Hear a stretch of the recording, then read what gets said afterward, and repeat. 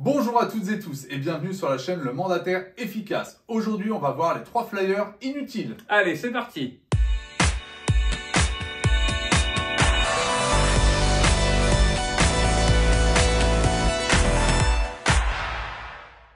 Alors, comme on vous l'a toujours dit, la prospection reste un axe essentiel de notre métier, mais malheureusement, on se rend compte avec Olivier qu'on a beaucoup de choses qui ne vont pas, comme par exemple un amas de flyers qu'on récupère dans les boîtes aux lettres. Alors déjà oui, pour les gens qui ne connaissent pas, un flyer, c'est un prospectus. Parce que bon, on a dit qu'on arrêtait un peu avec les termes anglophones, donc voilà un petit peu. Donc on en reçoit énormément, alors et à la campagne et en ville. Donc c'est vraiment quelque chose qu'on peut retrouver, je pense, partout. Et là, on va être tous d'accord. Et on en a 3 principaux avec Olivier où on en a marre de les voir. Qui reviennent en permanence dans nos boîtes aux lettres et c'est une cata parce que, on le dit souvent avec Sébastien, le but c'est de vous différencier. Et comment vous différencier si vous faites la même chose que votre voisin, que votre concurrent? Il n'y a strictement aucun intérêt. Alors le tout premier, c'est l'estimation offerte. De toute façon, toutes les estimations sont offertes. J'ai jamais vu, je sais pas moi, une agence ou autre envoyer un flyer ou distribuer un flyer où c'était marqué grande promo sur les estimations, on vous les fait qu'à 400 € en ce moment. Donc de toute façon, elles sont offertes. Donc arrêtez de communiquer sur ce genre d'informations qui n'est pas très utile pour les gens, même si on peut admettre que de temps en temps, certaines personnes pensent que c'est payant. Moi, je reçois des appels en me disant combien vous facturez l'estimation. Bon, ça arrive une fois de temps en temps, mais il n'y a pas besoin d'en faire un flyer qui est inutile et qui ne va pas attirer l'attention. Le deuxième grand, et peut-être celui qui m'énerve le plus moi, c'est j'ai un acquéreur qui recherche une maison dans votre quartier. Et pire, celui où vous avez fait semblant de l'écrire à la main, avec l'écriture en ordinateur. C'est franchement n'importe quoi. On le voit beaucoup, c'est très utilisé par les agences. Mais justement, si c'est utilisé partout et par les agences, et posez-vous la question, est-ce que ça vaut le coup de le faire? Parce que plus vous voyez quelque chose, c'est généralement moins faut le faire.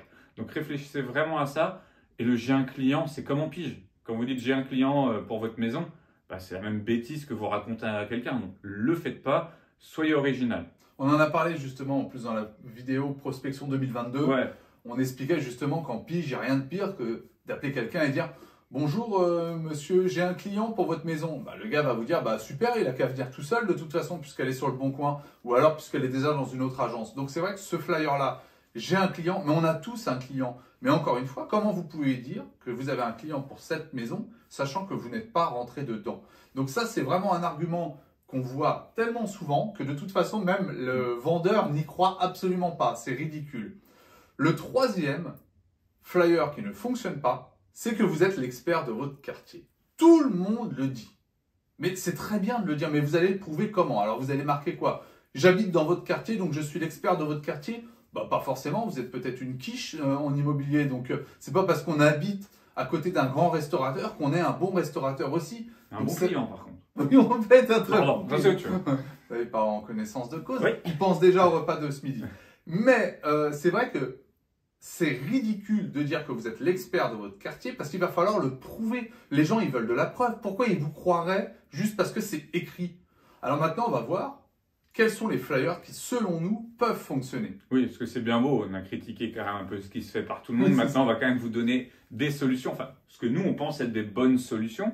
Vous, d'ailleurs, n'hésitez pas à nous mettre en commentaire ce que vous utilisez en flyer, ce qui peut être bien, ce qui peut peut-être aider les autres. Puis, comme d'hab, vous likez, vous partagez la vidéo, ça sera parfait.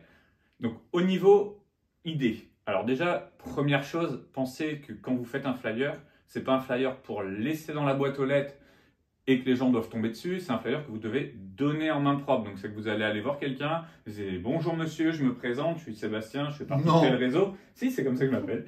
Vous lui serrez la main et vous dites « Tenez, au fait, voilà ce que je venais apporter au client. » Donc là, il faut qu'il y ait quelque chose d'écrit dessus. Il ne faut pas que ça soit écrit « Je suis l'expert, une estimation offerte » ou quoi que ce soit. Donc, il faut que vous soyez original. Il faut que ça vous corresponde parce qu'il ne faut pas avoir honte de le donner. Donc, il faut déjà que ça interpelle. On va vous prendre un exemple très simple. Moi, j'avais fait un flyer que je distribuais qui avait bien fonctionné. Et j'avais pris, vous savez, les faux oiseaux en plastique que vous pouvez trouver en animalerie, en jardinerie, etc. J'ai vu la verdée. Oui, c'est vrai, je vais souvent. Et j'avais écrit sur le flyer, pour ne pas vous faire avoir par ce type de drôle d'oiseau, n'hésitez pas à me contacter ou un truc dans ce goût-là.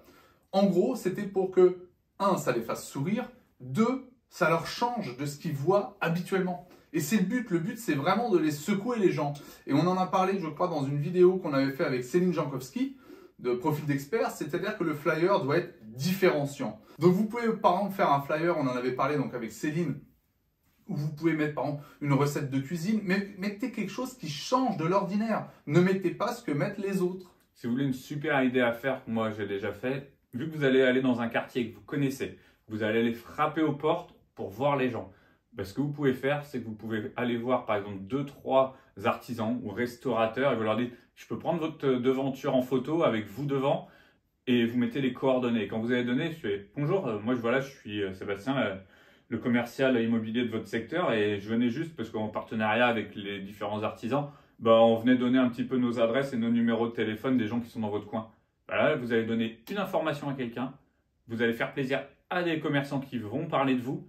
Et le client qui va recevoir ça, il va dire « Ah bah cool, tiens, j'ai les 2 restaurants, j'ai l'épicerie, et puis j'ai le conseiller immobilier qui est dessus, je vais le garder. » Et là, vous allez faire un impact, vous allez servir à quelque chose. Donc réfléchissez, soyez intelligent, allez chercher quelque chose que vous aimez. Il y a des réseaux qui proposent des choses intelligentes, il ne faut pas aussi dire l'inverse. Je pense juste qu'il faut savoir faire le tri. Essayez d'aller chercher des fois des choses qui bouleversent un petit peu l'ordre établi au niveau des visuels, au niveau de ceci, de cela. Parce que oui, on vous dit de le donner à chaque fois en main propre. On sait que vous allez quand même en mettre dans les boîtes aux lettres.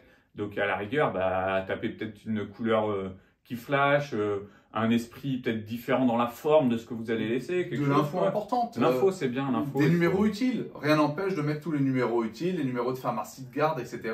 Et puis de conclure en disant, et si vous souhaitez vendre votre maison ou si vous voulez le meilleur agent immobilier ou le meilleur mandataire, mais bien sûr sur le ton humoristique, vous mettez votre numéro. Vous mettez mon numéro. Oui. Moi, je sais que je l'avais fait.